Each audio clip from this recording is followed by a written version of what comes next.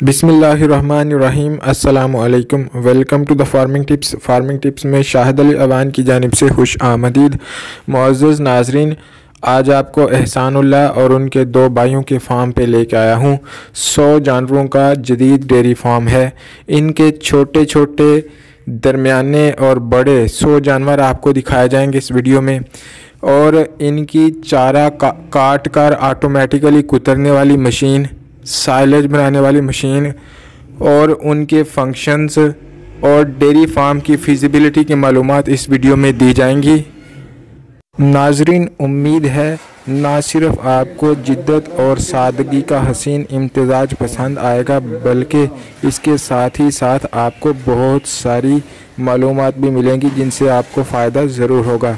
तो अगर आपको वीडियो अच्छी लगे तो इसको लाइक और शेयर ज़रूर कीजिएगा। आइंदा भी ऐसी वीडियोस देखते रहने के लिए चैनल को सब्सक्राइब करके घंटी का निशान दबाइएगा। तो चलें शुरू करते हैं। अस्सलाम वालेकुम। वालेकुम सलाम। भाईजान की हाल चाल है?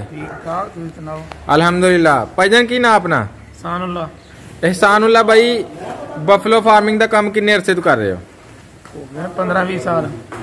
कला बफलो फार्मिंग का भी कर रहे हो या नाल गाइयां का भी है? गाइयां का भी है, मज्जां का भी है, दमां दा भी। माशाल्लाह किन्नी कमालदारी है इस टाइम? मालदारी है कोई 30-40 गाइयां ने निक्कियां वड्डियां। अच्छा। 50-60 मज्जां ने निक्कियां वड्डियां। माशाल्लाह, अल्लाह पाक मजीद बरकत दे जी। अच्छा एहसान भाई, नौजवान मुंडियां नूं इस कारोबार के बारे दसो कि तुसी पिछले 15-16 सालों तो इस कारोबार नूं कैसा पाया? चंगा पाया या माड़ा पाया या औखा? असां ते ठीक ही पाया वे। ठीक पाया? हाँ। ठीक है। हाँ। अगर कोई नवा मुंडा कारोबार करना चाहे तो अखा बंद करके कर सकता है या उन्होंने पहले कोई स्टडी करनी चाहिए? अखा बंद करके तो नहीं ना होंदा, अखा खोल के करे जे करना। अखा खोल के होंदा, बंद करके तो नहीं ना होंदा। अखा किस किस्म दी उन्होंने खोलनियां चाहिए ने? ਉਹਦਾ ਮੀਟਰ ਦਿਮਾਗ ਠੀਕ ਹੋਵੇ, ਕੰਮ ਕਰ ਸਕਦਾ ਹੈ, ਡਿਊਟੀ ਨਾ ਕਰਾਏ। ਪਹਿਲਾਂ ਇਖਲਾਸ ਹੋਵੇ, ਖਾਲਸ ਹੋਏ, 2 ਨੰਬਰ ਨਾ ਕਰੇ। ਠੀਕ ਹੈ। ਤੇ ਦੂਜਾ ਫੇਰ ਉਹੀ ਗੱਲ, ਜਾਨਵਰ ਨੇ ਜਿਹੜੇ ਉਹ ਅੱਛੀ ਨਸਲ ਦੇ ਜਾਨਵਰ ਮਤਲਬ ਰੱਖੇ, ਅੱਛੀ ਨਸਲ ਦਾ ਜਿਹੜਾ ਨਾ ਜਿਹੜਾ ਨਿਜ਼ਾਮ ਹੈ ਉਹ ਵੀ ਬਿਹਤਰ ਹੋਏ, ਜਿਹੜਾ ਮਤਲਬ ਇੰਤਜ਼ਾਮ ਹੈ ਉਹ ਵੀ ਠੀਕ ਹੋਏ। ਅੱਛਾ। दूसरा ਜਿਹੜਾ ਨਾ ਕੋਈ ਮਸ਼ੀਨੀ ਹੁਣ ਜਦੀਦ ਦੌਰ ਹੈ, ਸੈਲਜ ਸੂਲਜ ਮਸ਼ੀਨਾਂ ਇਹ ਉਹ ਇਹਨਾਂ ਦਾ ਇਹ ਵੀ ਇਸ ਵੇਲੇ ਮਤਲਬ ਇਹਨਾਂ ਤੋਂ ਬਗੈਰ ਗੁਜ਼ਾਰਾ ਨਹੀਂ ਹੈ। ਲੇਬਰ ਦੇ ਖਰਚੇ ਨੇ ਜਿਹੜੇ ਘੱਟ ਤੋਂ ਘੱਟ ਆਉਣ ਦੀ ਮਤਲਬ ਹਰ ਬੰਦਾ ਕੋਸ਼ਿਸ਼ ਕਰੇ ਕਿ ਲੇਬਰ ਖਰਚੇ ਘੱਟ ਆਉਣ। ਅੱਛਾ ਭਾਈ, ਤੁਸੀਂ ਗੱਲ ਕੀਤੀ ਹੈ ਇੰਤਜ਼ਾਮ ਦੀ ਅੱਛਾ ਹੋਣਾ ਚਾਹੀਦਾ ਹੈ, ਸ਼ੈੱਡ ਵਗੈਰਾ। ਕੀ ਤੁਹਾਡੇ ਸ਼ੈੱਡ ਦੀਆਂ ਖਸੂਸੀਅਤ ਨੇ ਕਿ ਤੁਸੀਂ ਇਹੋ ਜਿਹਾ ਸ਼ੈੱਡ ਬਣਾਇਆ? ਤੁਹਾਡੇ ਸ਼ੈੱਡ ਦੀਆਂ ਖਾਸ ਗੱਲਾਂ ਕੀ ਨੇ ਜਿਹੜੀ ਦੂਸਰੇ ਦੇ ਸ਼ੈੱਡਾਂ 'ਚ ਨਹੀਂ? ਕਿਉਂਕਿ ਆਮ ਤੌਰ ਤੇ ਖਸੂਸੀਅਤ ਇਹ ਨੇ ਕਿ ਅਸੀਂ ਪਹਿਲਾਂ ਦੂਜਾ ਦੇਸੀ ਨਿਜ਼ਾਮ ਸੀ, ਲੱਕੜ ਦੀਆਂ ਖੁਰਲੀਆਂ ਵੀ ਸਨ, ਫਿਰ ਪੱਕੀਆਂ ਖੁਰਲੀਆਂ ਬਣਾਈਆਂ, ਫਿਰ ਬੰਨ ਕੇ ਵੀ ਰੱਖੇ ਨੇ, ਅਸਾਂ ਸਾਰੇ ਕੰਮ ਵੇਖੇ ਨੇ। ਠੀਕ ਹੈ।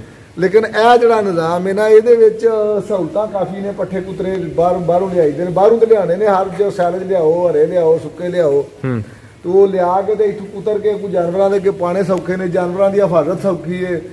ਫਿਰ ਹਵਾ ਹੈ, ਨਾ ਗਰਮੀ ਦਾ ਰੌਲਾ ਹੈ, ਨਾ ਸਰਦੀ ਦਾ ਰੌਲਾ ਹੈ, ਨਾ ਪਾਣੀ ਆਪਣੀ ਮਰਜ਼ੀ ਨਾਲ ਪੀਂਦੀਆਂ ਨੇ। ਸਾਰੇ ਮਾਮਲਾਤ ਨੇ ਜਿਹੜੇ। ਤੇ ਨਹੀਂ ਤੇ ਤੁਸੀਂ ਜਾਨਵਰਾਂ ਨੂੰ ਬੰਨ੍ਹ ਕੇ ਰੱਖੋ ਤੇ ਉਹਨਾਂ ਨੂੰ ਪਾਣੀ ਵੀ ਇੱਕ ਤੇ ਤੁਹਾਡੀ ਮਰਜ਼ੀ ਨਾਲ ਉਹਨਾਂ ਪੀਣਾ ਹੈ। ਜਿਹੜਾ ਜਾਨਵਰ ਬੱਧੇ ਆ ਉਹ ਤੇ ਤੁਸੀਂ ਜਦੋਂ ਉਹਨੂੰ ਪਾਣੀ ਤੇ ਖੜਨਾ ਤੇ ਉਹਨੇ ਪਾਣੀ ਪੀਣਾ। ਤੇ ਜਿਹੜਾ ਜਾਨਵਰ ਖੁੱਲਾ ਹੈ ਉਹ ਆਪਣੀ ਮਰਜ਼ੀ ਨਾਲ ਪਾਣੀ ਪੀਂਦਾ, ਆਪਣੀ ਮਰਜ਼ੀ ਨਾਲ ਧੁੱਪੇ ਜਾਂਦਾ, ਆਪਣੀ ਮਰਜ਼ੀ ਨਾਲ ਛਾਵੇਂ ਰਹਿੰਦਾ। ਤੇ ਯਾਨੀ ਇਹ ਜਿਹੀਆਂ ਸਹੂਲਤਾਂ ਇਹ ਨਹੀਂ, ਇਹ ਜਾਨਵਰ ਜਿਹੜਾ ਮਤਲਬ ਉਹੀ ਗੱਲ ਖੁਸ਼ ਰਹਿੰਦਾ, ਉਹਦੀ ਪ੍ਰੋਡਕਸ਼ਨ ਵੀ ਜ਼ਿਆਦਾ ਹੁੰਦੀ ਹੈ। ਠੀਕ ਹੈ। ਮਾਸ਼ਾਅੱਲਾ, ਯਾਨੀ ਇਹ ਸਾਰਾ ਕੰਮ ਸ਼ੈੱਡ ਦੇ ਡਿਜ਼ਾਈਨ ਦੀ ਵਜ੍ਹਾ ਤੋਂ ਹੋਇਆ? ਸ਼ੈੱਡ ਤੇ ਡਿਜ਼ਾਈਨ ਸ਼ੈੱਡ ਬਣਾਇਆ ਤੇ ਹੁਣ 1 ਸਾਲ ਹੀ ਹੋਇਆ। ਪਹਿਲਾਂ ਮੁਖਤਲਿਫ ਤਰੀਕੇ ਨਾਲ, ਪਹਿਲਾਂ ਛੋਟਾ ਸ਼ੈੱਡ ਸੀ, ਇੱਥੋਂ ਤੱਕ ਸੀਗਾ। ਅੱਛਾ। ਉਹ ਇਹ ਨਿਜ਼ਾਮ ਨਹੀਂ ਹੈ ਸੀ, ਵਿੱਚ ਜਾ ਕੇ ਗੋਇਆ ਡੰਗਰਾਂ ਦੇ ਵਿੱਚ ਜਾ ਕੇ ਪੱਠੇ ਪਾਣੇ ਪੈਂਦੇ ਸਨ, ਗੋਹੇ ਦੇ ਵਿੱਚ ਜਾ ਕੇ ਪੱਠੇ ਪਾਣੇ ਪੈਂਦੇ ਸਨ ਸੁਥਰੇ। ਤਾਂ ਮਤਲਬ ਇਸ ਤਰ੍ਹਾਂ ਅੱਗੇ ਅਸੀਂ ਆਪੀ ਕਈ ਵਾਰੀ ਇਸ ਤਰ੍ਹਾਂ ਮੁਲਾਜ਼ਮ ਵਿੱਚ ਆਪੀ 8-8 ਦਿਨ ਅੰਦਰ ਨਹੀਂ ਸੀ ਵੜੀ ਦਾ, ਸਾਰਾ ਹੁੰਦਾ ਹੀ ਜੇ ਗੋਇਆ ਸੀ। ਤੇ ਹੁਣ ਇਹ ਹੈ ਇਸੇ ਤਰ੍ਹਾਂ ਜਿਸ ਤਰ੍ਹਾਂ ਹੋਣਾ ਹੈ, ਇੰਝ ਮਤਲਬ ਰਾਤੀ ਦਿਨੇ ਜਿਸ ਵੇਲੇ ਮਰਜ਼ੀ ਆ ਕੇ ਸਾਰਾ ਮਾਲ ਦੇਖੋ, ਤੋੜ ਤੱਕ ਨਜ਼ਰ ਹੁੰਦਾ। ਜ਼ਬਰਦਸਤ ਜੀ ਜੀ ਜੀ। ਅੱਛਾ, ਇਹ ਸਭ ਤੁਸੀਂ ਜ਼ਿਕਰ ਕੀਤਾ ਹੈ ਕਿ ਨਸਲ ਅੱਛੀ ਹੋਣੀ ਚਾਹੀਦੀ ਹੈ। ਅੱਛੀ ਨਸਲ ਤੋਂ ਮੁਰਾਦ ਤੁਸੀਂ ਕੀ ਲੈਂਦੇ ਹੋ? ਜਿਹੜੀ ਮੱਝਾਂ ਦੀ ਅੱਛੀ ਨਸਲ ਹੈ ਉਹ ਦੱਸੋ, ਤੇ ਜਿਹੜੀ ਗਾਵਾਂ ਦੀ ਅੱਛੀ ਨਸਲ ਹੈ ਉਹ ਵੀ ਦੱਸੋ। ਜਿਹੜਾ ਨਾ ਮੱਝਾਂ ਦੀ ਅੱਛੀ ਨਸਲ, ਇਹ ਤੇ ਕੋਈ ਮਖਸੂਸ ਨਾਂ ਨਹੀਂ ਹੈ। ਯਾਨੀ ਅਸੀਂ ਜਿੰਨੇ ਜਾਨਵਰ ਨੇ ਨਾ, ਇਹ ਸਾਰੇ ਸਾਡੇ ਤਕਰੀਬਨ ਜਾਂ ਤੇ ਘਰ ਦੇ ਨੇ ਤੇ ਜਾਂ ਜਿਹੜਾ ਨਾ ਇੱਥੋਂ ਆਪਣੇ ਮਤਲਬ ਕੁਰਬੋ ਜਵਾਰ ਤੋਂ ਇਕੱਠੇ ਕੁੱਠੇ ਕੀਤੇ ਨੇ। ਅਸਾਂ ਕਿਧਰੋਂ ਨਾ ਸਾਹੀਵਾਲੋਂ ਜਾ ਕੇ ਕੋ ਆਂਦਾ, ਨਾ ਗਾਂ ਕੋ ਬਾਹਰੋਂ ਬਰੂਨ ਤੋਂ ਮੰਗਵਾਈਏ, ਸਾਰੇ ਇੱਥੇ ਦੇ ਜਾਨਵਰ ਨੇ। ਤੇ ਸਾਡੇ ਇੱਥੇ ਸੰਡੇ ਤੇ ਵੱਛੇ ਰੱਖਣ ਨਾਲ ਮਤਲਬ ਇੱਥੇ ਸਾਡੇ ਏਰੀਏ ਵਿੱਚ ਵਾਹਿਦ ਘਰ ਸਾਡਾ ਹੈ ਜਿਨੇ ਇਸ ਚੀਜ਼ ਤੇ ਕੋਈ ਇਤਰਾਜ਼ ਨਹੀਂ। ਕੋਈ ਗਰੀਬ ਆਏ, ਅਮੀਰ ਆਏ, ਕੋਈ ਵੱਡਾ ਆਏ, ਛੋਟਾ ਆਏ, ਅਸੀਂ ਕਦੇ ਕਿਸੇ ਨੂੰ ਸੰਡੇ ਤੇ ਬੱਚੇ ਨੂੰ ਰੋਕਿਆ ਨਹੀਂ। ਔਰ ਸਾਨੂੰ ਤਕਰੀਬਨ 15 ਸਾਲ ਹੋ ਗਏ ਨੇ ਬੱਚਾ ਵੀ ਸੰਡਾ ਵੀ ਝੋਟੀ ਦਾ ਇਹ ਕਲਾਸ ਜਿਹੜੇ ਨਾ ਮਤਲਬ ਫਿਰ ਕੇ ਲਿਆਈਦੇ ਨੇ ਜਾਂ ਆਪਣੇ ਘਰ ਦੇ ਰੱਖੀਦੇ ਨੇ। ਤੇ ਉਹ ਮੱਝਾਂ ਵੀ ਖੂਬਸੂਰਤ ਬਾਹਰ ਲੋਕਾਂ ਦੀਆਂ ਵੀ ਬਣੀਆਂ ਨੇ, ਗਾਈਆਂ ਖੂਬਸੂਰਤ ਬਣੀਆਂ ਨੇ।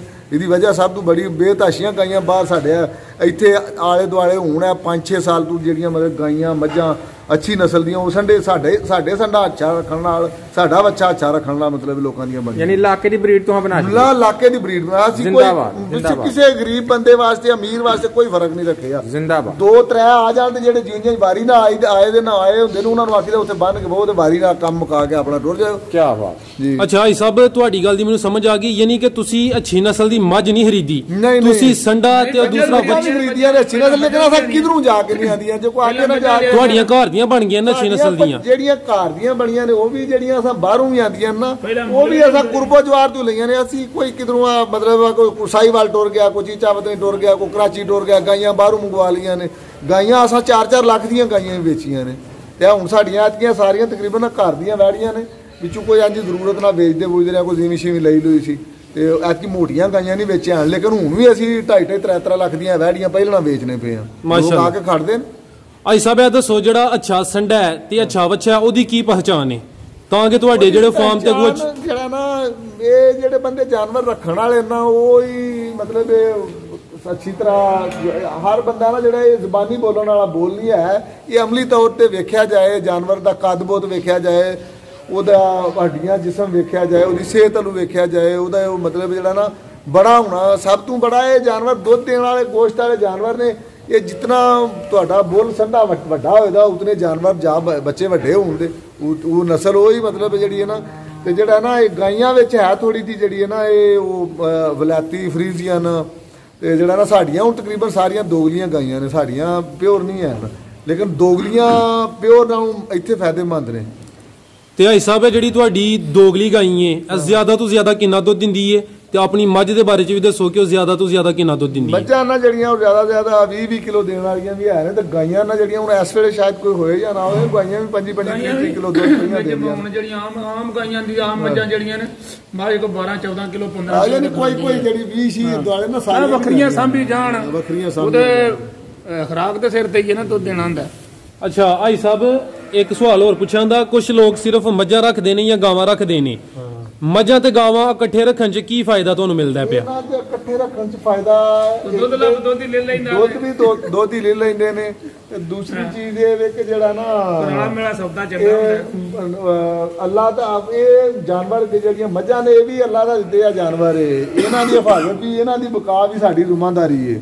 ਇੰਜ ਹੀ ਗਾਈਆਂ ਨੇ ਜਿਹੜੀਆਂ ਇਹ ਵੀ ਅੱਲਾਹ ਦੀ ਮਖਲੂਕ ਹੈ। ਇਹਨਾਂ ਦੀ ਅੱਲਾਹ ਤਾਲਾ ਨੇ ਇਨਸਾਨ ਦੀ ਖਿਦਮਤ ਵਾਸਤੇ ਇਨਸਾਨ ਦੀ ਜ਼ਰੂਰਤ ਵਾਸਤੇ ਪੈਦਾ ਕੀਤੀਆਂ ਤੇ ਉਹਨਾਂ ਦੀ ਨਸ਼ੋ ਨਮਾ ਵੀ ਜ਼ਰੂਰੀ ਹੈ। ਤੁਸੀਂ ਹੋਰ ਜਾਨਵਰ ਜੇ ਸਖਤ ਕਿਸੇ ਕਿਸਮ ਦੇ ਬੱਕਰੀਆਂ ਭੇਡਾਂ ਜਿਹੜੇ ਤੁਸੀਂ ਰੱਖ ਸਕਦੇ ਹੋ ਸ਼ਰਤ ਇਹ ਵੇ ਕਿ ਹਰ ਉਹ ਜਾਨਵਰ ਜਿਹਨੂੰ ਤੁਸੀਂ ਹਰ ਉਹ ਪਰਿੰਦਾ ਜਿਹਨੂੰ ਤੁਸੀਂ ਰੱਸਾ ਪਾ ਲਿਆ, ਉਹਨੂੰ ਕੈਦ ਕਰ ਲਿਆ, ਪਿੰਜਰੇ ਵਿੱਚ ਡੱਕ ਲਿਆ, ਉਹਦੀ ਰਿਹਾਇਸ਼ ਖੁਰਾਕ ਹਰ ਚੀਜ਼ ਦੇ ਜ਼ਿੰਮੇਦਾਰ ਹੋ ਤੁਸੀਂ। ਇਹਦਾ ਜਾ ਕੇ ਹਿਸਾਬ ਦੇਣਾ ਪੈਣਾ। अच्छा भाई साहब एक सवाल है कि इन्ने जानवरों की रोजाना की रूटीन की रखी है तुसा इन्होंने की खिलाते पिलाते सुबह तो लैके शाम तक? ਅਸੀਂ ਇੱਕ ਤੇ ਸੈਲਡ ਬਣਾਏ ਆ, ਸੈਲਡ ਪਾਣੇ ਆ, ਸਵੇਰੇ ਸੈਲਡ ਪਾਣੇ ਆ ਪਹਿਲੇ ਟਾਈਮ। ਪਿਛਲੇ ਟਾਈਮ ਆ ਹੈ ਹੁਣ ਪੱਠੇ ਕੁਤਰੇ ਨੇ, ਪੱਠੇ ਕੁਤਰ ਕੇ ਪਾਣੇ। ਪੱਠਿਆਂ ਦੀ ਕਿਹੜੀ ਚੀਜ਼ ਇਸਤੇਮਾਲ ਕਰਦੇ ਹੋ? ਚਾਰੇ ਵਿੱਚ ਇੱਥੇ ਸਬਲ ਚਾਰੇ ਜਿਹੜੇ ਨੇ ਉਹ ਗਰਮੀਆਂ ਵਿੱਚ ਮਕਈ ਜ਼ਿਆਦਾ ਚੱਲਦੀ ਹੈ ਤੇ ਸਰਦੀਆਂ ਵਿੱਚ ਬਰਸੀਨ ਜ਼ਿਆਦਾ ਚੱਲਦਾ। ਤੇ ਇੱਕ ਮੱਝ ਦੇ ਜਾਂ ਇੱਕ ਗਾਂ ਦਾ ਰੋਜ਼ਾਨਾ ਦਾ ਕਿੰਨਾ ਖਰਚਾ ਆ ਜਾਂਦਾ, ਕੋਈ ਅੰਦਾਜ਼ਾ ਲਾਇਆ ਅਜੇ ਤੱਕ? ਇਹ ਤੇ ਅਸਾਂ ਜਿਹੜਾ ਨਾ ਇਹ ਅੰਦਾਜ਼ਾ ਤੇ ਅਸੀਂ ਇੱਕ ਦਿਨ ਇੱਕ ਬੰਦੇ ਨੇ ਸਵਾਲ ਕੀਤਾ ਸੀ ਮਤਲਬ ਤੁਸੀਂ ਇਹ ਕੀ ਕੋਈ ਹਿਸਾਬ ਸਿਸਟਮ ਵਿੱਚ ਬੱਚਤ ਨਫਾ ਨੁਕਸਾਨ ਕੀ ਹੈ? ਆਹ ਕਦੇ ਗਿਣੀ ਨਹੀਂ ਹੈ ਨਾ, ਕਦੇ ਘਰ ਨਾ ਬਾਹਰ ਨਾ ਮਤਲਬ ਨਾ ਨੌਕਰਾਂ ਦਾ, ਬਸ ਥੋੜਾ ਬਹੁਤਾ ਮਾੜਾ ਮੋਟਾ ਨੌਕਰਾਂ ਸ਼ੌਕਰਾਂ ਦਾ ਦਿਹਾੜੀਆਂ ਸ਼ਾੜੀਆਂ ਦਾ ਹਿਸਾਬ ਲਿਖੀਦਾ, ਔਰ ਕਦੇ ਕੋਈ ਚੀਜ਼ ਲਿਖੀ ਨਹੀਂ ਹੈ। ਅੱਛਾ ਹਾਜੀ ਸਾਹਿਬ ਤੁਸੀਂ ਦੱਸਿਆ ਕਿ ਜਾਨਵਰਾਂ ਦੇ ਆਊਟਪੁੱਟ 'ਚ ਉਹਨਾਂ ਦੀ ਨਸਲ ਦਾ ਬੜਾ ਯਾਨੀ ਹੈ ਵੇ, ਉਸ ਤੋਂ ਬਾਅਦ ਤੁਸੀਂ ਇਹ ਦੱਸੋ ਕਿ ਕਿਆ ਜਾਨਵਰਾਂ ਦੀ ਸਿਰਫ ਨਸਲ ਹੀ ਮੈਟਰ ਕਰਦੀ ਹੈ ਜਾਂ ਉਹਨਾਂ ਦੀ ਖੁਰਾਕ ਵੀ ਮੈਟਰ ਕਰਦੀ ਹੈ? ਦੋਨੋਂ ਚੀਜ਼ਾਂ ਮੈਟਰ ਕਰਦੀਆਂ ਨੇ, ਨਸਲ ਵੀ ਹੋਏ ਦੀ ਖੁਰਾਕ ਵੀ ਹੋਏ ਦੀ। ਫਿਰ ਖੁਰਾਕ ਕਿਸ ਕਿਸਮ ਦੀ ਹੋਣੀ ਚਾਹੀਦੀ ਪੂਰਾ ਸਾਲ ਜਾਨਵਰਾਂ ਦੀ? ਕਿਹੜੇ ਮੌਸਮ 'ਚ ਕਿਹੜੀ ਖੁਰਾਕ ਹੋਣੀ ਚਾਹੀਦੀ ਕਿ ਜਾਨਵਰ ਅੱਛਾ ਰਿਜ਼ਲਟ ਦੇ? ਮੌਸਮੀ ਚਾਰਾ ਜਿਹੜਾ ਵੀ ਹੈ ਨਾ ਉਹ ਅੱਛਾ ਚਾਰਾ ਹੋਏ, ਮਤਲਬ ਗਲਿਆ ਸੜਿਆ ਨਾ ਹੋਏ, ਖਰਾਬ ਨਾ ਹੋਏ, ਪੱਕਿਆ ਨਾ ਹੋਵੇ, ਜਾਨਵਰਾਂ ਦੀ ਪਸੰਦ ਦਾ ਖਿਆਲ ਰੱਖਿਆ ਜਾਏ। ਠੀਕ ਹੈ। ਤੇ ਜਿਹੜਾ ਤੁਸੀਂ ਸਾਈਲੇਜ ਪਾ ਰਹੇ ਹੋ ਇਹਦਾ ਤੁਹਾਨੂੰ ਕੋਈ ਮੰਨਫੀ ਅਸਰ ਵੀ ਨਜ਼ਰ ਆਇਆ? ਨਹੀਂ, ਸਾਈਲੇਜ ਦਾ ਕੋਈ ਨੈਗੇਟਿਵ ਅਸਰ ਸਾਨੂੰ ਨਜ਼ਰ ਨਹੀਂ ਆਇਆ। ਬਹੁਤ ਅਕਸੀਰ ਚੀਜ਼ ਹੈ, ਬਹੁਤ ਵਧੀਆ ਸੌਦਾ ਹੈ, ਅੱਛਾ ਰਿਜ਼ਲਟ ਮਿਲ ਰਿਹਾ? ਅੱਛਾ ਰਿਜ਼ਲਟ ਮਿਲ ਰਿਹਾ। ਜਿਤਨਾ ਅੱਛਾ ਸਾਈਲੇਜ ਬਣਾओगे, ਸਭ ਤੋਂ ਬਿਹਤਰੀਨ ਸਾਈਲੇਜ ਜਿਹੜਾ ਉਹ ਮਕਈ ਦਾ ਹੀ ਹੈ। ਤੇ ਜਿਤਨਾ ਅੱਛਾ ਬਣਾओगे ਉਹਦੇ ਛਲੀਆਂ ਨਾ ਉਤਾਰੀਆਂ ਜਾਣ, ਅੱਛੀ ਨਸਲ ਦੀ ਮਕਈ ਹੋਵੇ ਜਿਹੜੀ ਜ਼ਿਆਦਾ ਪੈਦਾਵਾਰ ਦੇਣ ਵਾਲੀ ਹੈ। ਠੀਕ ਹੈ। ਉਹਨੂੰ ਸਹੀ ਟਾਈਮ ਨਾਲ ਉਹਨੂੰ ਮਤਲਬ ਇਕੱਠਾ ਕੀਤਾ ਜਾਏ, ਫਿਰ ਸਹੀ ਉਹਨੂੰ ਪ੍ਰੈਸ ਕੀਤਾ ਜਾਏ, ਸਹੀ ਉਹਨੂੰ ਟਾਈਟ ਸ਼ੈਡ ਕਰਕੇ ਜਿਹੜੇ ਬਣਾ ਰਹੇ ਹੋ? ਅਸੀਂ ਖੁਦ ਬਣਾ ਰਹੇ ਹਾਂ। ਕਿਹੜੀ ਨਸਲ ਦੀ ਮਕਈ ਬੀਜ ਰਹੇ ਹੋ?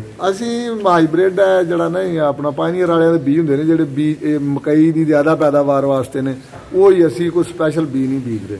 ਠੀਕ ਹੈ ਜੀ। ਤੁਸੀਂ ਦੱਸਿਆ ਕਿ ਤੁਸੀਂ ਮਿਕਸ ਕਰਕੇ ਖੁਰਾਕ ਡਾਲਦੇ ਪਏ, ਕਿਆ ਸਿਰਫ ਸਾਈਲੇਜ ਤੇ ਵੀ ਗੁਜ਼ਾਰਾ ਚੱਲ ਜਾਂਦਾ? ਸਿਰਫ ਸਾਈਲੇਜ ਤੇ? ਅਸੀਂ ਸਿਰਫ ਸਾਈਲੇਜ ਨਾਲ ਥੋੜਾ ਮਹਿੰਗਾ ਵੀ ਪੈਂਦਾ, ਨਾਲੇ ਜਿਹੜੇ ਜਾਨਵਰ ਨੇ ਨਾ ਇਹਨਾਂ ਨੂੰ ਜੇ ਬੰਦੇ ਦੀ ਜ਼ਰੂਰਤ ਬੰਦੇ ਨੂੰ ਤੁਸੀਂ ਗੋਸ਼ਤ ਅੱਛੀ ਗਜ਼ਾ ਹੈ ਜਾਂ ਹੋਰ ਕੋਈ ਮਰਗਨ ਗਜ਼ਾਵਾਂ ਨੇ ਜਿਹੜੀਆਂ ਉਹ ਤੁਸੀਂ ਇੱਕ ਹੀ ਗਜ਼ਾ 2 ਦਿਨ ਆਪ ਹੀ ਖਾਓ, ਮਤਲਬ ਕੋਈ ਬੰਦਾ ਉਹਦੇ ਤੇ ਗੁਜ਼ਾਰਾ ਨਹੀਂ। ਤੇ ਸਾਈਲੇਜ ਜਿਹੜਾ ਇਹ ਵੀ ਮਤਲਬ ਜਿਹੜੀ ਹੈ ਨਾ ਜ਼ਿਆਦਾ એનર્ਜੀ ਵਾਲੀ ਗਜ਼ਾ ਹੈ, ਇਸ ਵਾਸਤੇ ਕੁੱਲੀ ਤੌਰ ਤੇ ਸਾਈਲੇਜ ਪਾ ਕੇ ਜਾਨਵਰ ਬਿਮਾਰ ਹੀ ਹੁੰਦੇ, ਠੀਕ ਨਹੀਂ ਹੁੰਦੇ। ਠੀਕ ਹੈ। ਕਿੰਨਾ ਸਾਈਲੇਜ ਪਾਣਾ ਚਾਹੀਦਾ ਤੇ ਕਿੰਨੇ ਹਰੇ ਪੱਠੇ ਪਾਣੇ ਚਾਹੀਦੇ ਦੂਸਰੇ? ਅਸੀਂ ਕੋਈ ਅੰਦਾਜ਼ਨ ਨਾ ਜਿਹੜਾ ਸਾਈਲੇਜ ਹੈ ਨਾ ਉਹ ਜਾਨਵਰਾਂ ਨੂੰ 5-7 ਕਿਲੋ ਇੱਕ ਜਾਨਵਰ ਦੇ ਹਿੱਸੇ ਨਾਲ ਹੁੰਦਾ ਜਿਹੜਾ ਪਵਾਉਂਦੇ ਆ। ਇੱਕ ਟਾਈਮ ਦਾ ਜਾਂ ਪੂਰੇ ਦਿਨ ਦਾ? ਨਹੀਂ, ਇੱਕ ਟਾਈਮ ਦਾ 7-8 ਜ਼ਿਆਦਾ 8-10 ਕਿਲੋ ਹੁੰਦਾ ਉਹਦਾ, ਇਸ ਤੋਂ ਜ਼ਿਆਦਾ ਨਹੀਂ, ਬਲਕਿ 10 ਵੀ ਨਹੀਂ ਆਉਂਦਾ ਹੋਣਾ ਜੀ। 5-7 ਕਿਲੋ ਇੱਕ ਜਾਨਵਰ ਦੇ ਹਿੱਸੇ ਦਾ ਹੁੰਦਾ। ਅੱਛਾ ਹਾਈ ਸਾਹਿਬ, ਇਹਨਾਂ ਜਾਨਵਰਾਂ ਵਾਸਤੇ ਜੇ ਸ਼ੈੱਡ ਬਣਿਆ ਕਿੰਨੀ ਜਗ੍ਹਾ 'ਚ ਬਣਾਇਆ ਜੇ? ਜਗ੍ਹਾ ਨਾਪੀ ਨੂਪੀ ਨਹੀਂ ਹੈ ਉਹ ਸਾਡਾ ਜਿਹੜਾ ਡੇਰਾ ਸ਼ੇਰਾ ਬਣਾਇਆ ਸਾਰਾ ਮਤਲਬ ਕੋਈ 1.5-2 ਕਿੱਲੇ ਥਾਂ ਹੈ ਜਿਹੜਾ ਡੇਰੇ ਵਿੱਚ। ਕਿੰਨੀ ਜਗ੍ਹਾ ਕੱਚੀ ਰੱਖੀ ਜੇ ਤੇ ਕਿੰਨੀ ਪੱਕੀ ਹੈ ਜਗ੍ਹਾ? ਇਹ ਤਕਰੀਬਨ ਨਿਸਬ ਹੀ ਹੈ, ਕੱਚੀ ਤੇ ਪੱਕੀ ਹੈ ਜਿਹੜੀ। ਐਸਾ ਮੇਰਾ ਜੀ ਬਿਮਾਰੀਆਂ ਦਾ ਮਤਲਬ ਵੀ ਕੋਈ ਦੱਸ ਦਿਓ ਮੱਝਾਂ ਨੂੰ ਜਿਹੜੀਆਂ ਕੋਈ ਬਿਮਾਰੀਆਂ ਲੱਗਦੀਆਂ ਨੇ? ਬਿਮਾਰੀਆਂ ਜਿਹੜੀਆਂ ਲੱਗਦੀਆਂ ਨਾ ਉਹ ਜਿਹੜੀਆਂ ਨੇ ਇੱਕ ਤੇ ਨੇ ਆਮ ਕੋ ਕੁਦਰਤੀ ਕਿਸੇ ਜਾਨਵਰ ਨੇ ਕੋਈ ਚੀਜ਼ ਮੁਜ਼ਰ ਖਾ ਲਈ, ਜਾਂ ਜਿਹੜਾ ਨਾ ਕਿਸੇ ਨੂੰ ਕੋਈ ਗਰਮੀ ਸਰਦੀ ਹੋ ਗਈ, ਕੋਈ ਹੈ ਜਿਹੜਾ ਨਾ ਜਾਨਵਰਾਂ ਦਾ ਜਿਹੜਾ ਨਾ ਅਫਜ਼ਾਇਸ਼ ਵਾਲਾ ਸਿਸਟਮ ਇਹਦੇ ਵੀ ਕਦੇ ਕੋਈ ਕਿਸੇ ਨੂੰ ਕੋਈ ਗੜਬੜ ਆ ਗਈ, ਇਹ ਤੇ ਨੇ ਮਤਲਬ ਉਹ ਕਦੇ ਕਿਧਰੇ ਇੱਕ ਵਬਾਈ ਬਿਮਾਰੀਆਂ ਨੇ। ਵਬਾਈ ਵਿੱਚ 2 ਬਿਮਾਰੀਆਂ ਇੱਥੇ ਜ਼ਿਆਦਾ ਮੁਤਾਰਫ ਹੁੰਦੀਆਂ ਨੇ, ਇੱਕ ਗਲਗੋਟੂ ਹੈ ਤੇ ਇੱਕ ਮੋਖਰ ਹੈ। ਤੇ ਉਹਨਾਂ ਦੋਵਾਂ ਦੀ ਅਸੀਂ ਤੇ ਵੈਕਸੀਨ ਕਰਨੇ ਆ। ਪਹਿਲਾਂ 2-3 ਰਗੜੇ ਲੱਗੇ ਵੀ ਨੇ, ਲੇਕਿਨ ਅਸੀਂ ਵੈਕਸੀਨ ਕਰਨੇ ਤਾਂ ਹੁਣ ਅਲਹਮਦੁਲਿਲਾ 5-4 ਸਾਲ ਹੋ ਗਏ ਨੇ ਅਸੀਂ ਇਹਨਾਂ ਦੋਵਾਂ ਚੀਜ਼ਾਂ ਤੋਂ ਬਚੇ ਆ ਮਾਸ਼ਾਅੱਲਾ ਜੀ। ਕੋਈ ਸਪੈਸ਼ਲ ਗਜ਼ਾ ਸਾਈਲੇਜ ਤੋਂ ਇਲਾਵਾ ਵੀ ਦਿੰਦੇ ਹੋ ਅੱਛਾ ਦੁੱਧ ਲੈਣ ਵਾਸਤੇ? ਨਹੀਂ, ਸਪੈਸ਼ਲ ਅਸੀਂ ਵੰਡਾ ਛੰਡਾ ਵੀ ਤਕਰੀਬਨ ਜਿਹੜਾ ਨਾ ਉਹ ਵੀ ਆਪਣਾ ਬਣਾ ਕੇ ਪਾਉਂਦੇ ਆ 6-7 ਸਾਲ ਤੋਂ। ਅਸਾਂ ਆਪਣੀ ਚੱਕੀ ਲਾਈ ਹੈ, ਆਪਣੀ ਮਕਈ ਘਰ ਦੀ ਮਕਈ ਹੁੰਦੀ ਹੈ। ਅੱਛਾ। ਉਹਦੇ ਵਿੱਚ ਘਰ ਦੀ ਕਣਕ ਵੀ ਪਾਈ ਦੀ ਹੈ, ਕੋਈ ਖਲਾ ਛਲਾ ਮੁੱਲ ਲੈ ਵੀ ਦੀਆਂ ਨੇ। ਅੱਛਾ। ਉਹ ਆਪਣੀਆਂ ਚੱਕੀ ਲਾਈ ਹੈ, ਉਹਦੇ ਚ ਹੀ ਕਰਕੇ ਉਹਦੇ ਮਿਕਸ ਕਰਕੇ ਉਹਦੇ ਚੱਕੀ ਵਿੱਚ ਗ੍ਰਾਈਂਡ ਕਰਨੇ ਆ, ਉਹਦੇ ਚ ਮਿਕਸ ਕਰਕੇ ਮਤਲਬ ਬੇਟਾ ਠੀਕ ਹੋ ਗਿਆ ਜੀ। ਅਸੀਂ ਜ਼ਿਆਦਾ ਉਹੀ ਪਾਉਂਦੇ ਆ। ਹੁਣ ਕੋਈ 15 ਦਿਨਾਂ ਦਾ 5 ਸਾਲਾਂ ਬਾਅਦ ਥੋੜਾ ਜਿਹਾ ਵੰਡਾ ਮੰਗਾਇਆ। ਅੱਛਾ ਹਾਈ ਸਾਹਿਬ, ਕਾਰੋਬਾਰ ਕਰਦੇ ਹੋ, ਕੀ ਕਾਰੋਬਾਰ ਤੋਂ ਪਾਇਆ ਜੇ ਮੁਨਾਫਾ ਬਖਸ਼ੇ ਕਿ ਨਹੀਂ? ਬਸ ਇਹ ਦੱਸ ਦਿਓ। ਮੁਨਾਫਾ ਬਖਸ਼ੀ ਨਹੀਂ ਵੀ ਨਾ, ਅਸੀਂ ਹੈ ਹੀ ਇਸ ਕੰਮ ਵਾਲੇ ਆ। ਅਸੀਂ 3 ਭਾਈ ਹਾਂ ਤੇ ਤਿੰਨੇ ਇੱਥੇ ਹੀ ਆ, ਨਾ ਅਸੀਂ ਕਿਤੇ ਯੂਰਪ ਗਏ ਆ। ਮੈਂ ਸਰਵਿਸ ਕਰਦਾ ਸਾਂ ਤੇ ਸਰਵਿਸ ਵੀ ਛੱਡ ਦਿੱਤੀ ਹੈ।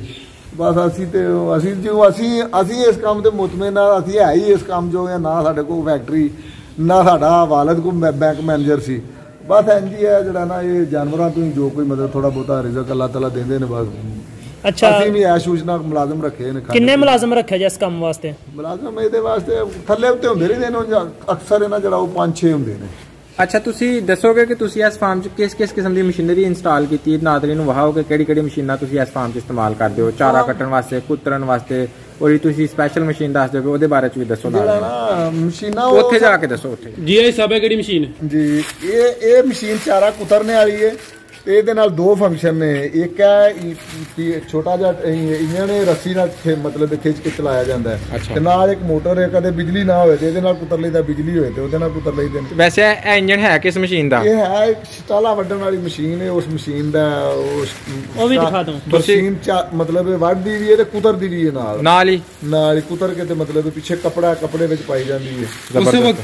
ਉਸੇ ਵਕਤ ਉਹ ਨਾਲ ਹੀ ਤਾਂ ਅੱਗੋਂ ਫਿਰ ਉੱਥੋਂ ਕੱਪੜੇ ਤੋਂ ਕੱਢ ਕੇ ਤੇ ਮਤਲਬ ਟਰਾਲੀ ਚ ਪਾਈ ਜਾਈਦਾ। ਵਹਾਇਓ ਹਾਂ ਮਸ਼ੀਨ ਵੀ ਚਲੋ ਵਿਖਾ ਦਿੰਦੇ ਇਹ ਤੇ ਚਾਈਨਾ ਦਾ ਮੇਰੇ ਹਾਲ ਪੀਟਰ ਟਾਈਪ ਆ ਹੈ ਨਾ ਚਾਈਨਾ ਦਾ ਉਹ ਰੱਸੀ ਖਿੱਚ ਕੇ ਚਲਾਉਣਾ ਬਿਲਕੁਲ। ਮੜਦੀ ਵੀ ਸਿਰਫ ਬਰਸੀਨ ਵਾਲੀ ਹੈ ਸਾਰੇ ਕੋਈ ਕਿਸੇ ਕੰਮ ਵਾਸਤੇ ਵੀ ਨਹੀਂ ਹੈ ਬਰਸੀਨ ਵੱਢ ਕੇ ਤੇ ਕੁਤਰ ਕੇ ਇਹ ਪਿੱਛੇ ਚਾਦਰ ਇਹਨਾਂ ਜਿਹੜੀ ਇਹਦੇ ਵਿੱਚ ਸਾਲ ਹੋ ਗਿਆ ਸਾਰੇ ਪੁਰਾਣੇ ਪੱਠੇ ਨੇ ਇਹਦੇ ਵਿੱਚ ਪਿੱਛੇ ਸੁੱਟੀ ਜਾਂਦੀ ਤੇ ਚਾਦਰ ਇੱਥੇ ਖੋਲ ਕੇ ਤੇ ਅਗਲੇ ਕੱਢ ਲਈ ਫਿਰ ਤੋੜ ਲਈ ਫਿਰ ਬਰਸੀਨ ਦੇ ਦਿਨਾਂ ਚ ਇਹ ਬਰਸੀਨ ਦੇ ਦਿਨਾਂ ਵਿੱਚ ਔਰ ਬਹੁਤ ਸਸਤੀ ਕਾਸਟ ਹੈ ਇਹਦੀ 2 ਲੀਟਰ ਤੇਲ ਤੈ ਖਾਂਦੀ ਹੈ ਤੇ ਵਿਗਾ ਸਟਾਲਾ ਵੱਢ ਕੇ ਕੁਤਰ ਕੇ ਤੇ ਟਰਾਲੀ ਚ ਪਾ ਕਰਦਾ ਕਿੰਨੇ ਦੀ ਆਈ ਸੀ ਇਹ ਅਸਾਂ ਉਸ ਵੇ 2 ਲੱਖ ਦੀ ਲਈ ਸੀ 2 ਸਾਲ ਹੋ ਗਏ 2 ਸਾਲ ਚਲਾਉਂਦੇ ਇੰਜਨ ਸਮੇਤ ਸਾਰੀ ਮੁਕੰਮਲ ਇੰਜਨ ਉਹ ਡਾਊਨ ਤੋਂ ਹਮ ਮੋਟਰ ਦੇ 40 ਚਲਾ ਲਿਆ ਇੰਜਨ ਪੱਠਿਆਂ ਦੀ ਮੋਟਰ ਤੇ ਲਾ ਕੇ ਬੁਲਾਣਾ ਮੰਗਵਾਈ ਕਿਥੋਂ ਅੱਜ ਇਹ ਅਸਾਂ ਸਾਡੋ ਕੀ ਇੱਕ ਮਿਸਤਰੀ ਹੈ ਉਹਦੇ ਕੋਲ ਬਣਵਾਈ ਸੀ ਉਹਨੇ ਬਣਾਈ ਠੀਕ ਹੈ ਜ਼ਬਰਦਸਤ ਉਹ ਹੋਰ ਵੀ ਮਸ਼ੀਨਾਂ ਬਣਾ ਲਿਆ ਉਹ ਪੱਠੇ ਮਤਲਬ ਛੋਟੀਆਂ ਖੁਦਕਾਰ ਮਸ਼ੀਨਾਂ ਨੇ ਆਪਣਾ ਬਣਾਈਆਂ ਨੇ ਉਹ ਵਾਢੀਆਂ ਨੂੰ ਚਲਾਉਣਾ ਲੇਬਰ ਆਮ ਆਦਮੀ ਚਲਾ ਲੈਂਦਾ ਹੈ ਗੇਰ ਇਹਦੇ ਨਾਲ ਕਲੱਚ ਅੱਛਾ ਤੇ ਜਿਹੜਾ ਨਾ ਇਹ ਇੱਥੋਂ ਇਹਨੇ ਕੰਟਰੋਲ ਕਰਨਾ ਹੁੰਦਾ ਉਹ ਅੱਗੇ ਜਿਹੜੇ ਵੀਲ ਨੇ ਨਾ ਛੋਟੇ ਇਹ ਜਦੋਂ ਫਸਲ ਵਿੱਚ ਜਾਈਦਾ ਉਦੋਂ ਜਾ ਕੇ ਲਾ ਲਈਦੇ ਨੇ ਉਹ ਲੱਗ ਜਾਂਦੇ ਆਸਾਨੀ ਨਾਲ ਲੱਗ ਜਾਂਦੇ ਨੇ ਅੱਛਾ ਤੇ ਫਸਲ ਵਿੱਚ ਪਾਸੇ ਆਪਣੀ ਥੱਲੇ ਰੂਲੇ ਤੇ ਚੱਲਦੀ ਜਾਂਦੀ ਹੈ ਟਾਇਰ ਜਿਹੜਾ ਗੇਅਰ ਸ਼ੇਅਰ ਇੰਜਨ ਸਭ ਕੁਝ ਆਪੇ ਚੱਲਦੀ ਹੈ ਬੰਦਾ ਇਸ ਤਰ੍ਹਾਂ ਥੋੜਾ ਬਹੁਤਾ ਇਹਨੂੰ ਪਰਤਾਉਣ ਵਾਸਤੇ ਇੰਜ ਇਹ ਇਸਤੇਮਾਲ ਕੀਤਾ ਜਾਂਦਾ ਪਰਤਾਉਣ ਲੱਗਣਾ